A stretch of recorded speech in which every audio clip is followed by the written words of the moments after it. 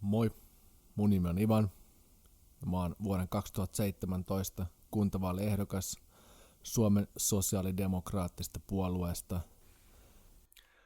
Mä tuun Espoon sisäpihoilta, miss koululaiset oirehtii homeisia sisätiloi, miss pallalta sote-alalta palotellaan lisäkiloi, tarkoittaa muuten tuhansia euroja. Ja samalla kunnan rahalla virkamiehet lisälitroi, veneseensä pumppaa. Kuulit sä mitä silloin kävi Suomen nojan satamassa?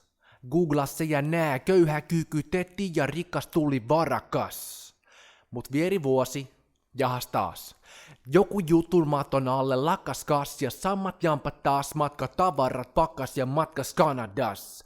Katsomas raksa taaks, lisää hallei. Varhaiskasvatuksen duunarit on val vakituisi pallei, mä haluun rahat takas. Ei, vena. Kaavin kaapist krakan takas. Ehdokkaaksi ratsastamas kunnan puolesta, joka mua oli kasvattamas.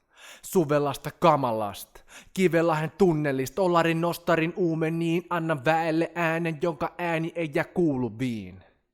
Mut peruspolitiikko en oo ihan. Läpinäkyvyyttä kaipaan, hyvä veli kerhoo vihaan. Päätöksiä pitkällä tähtäimellä tähden lennoon sijaan, ain jätä mun egoon himaan. Hashtag Espoon Ivan.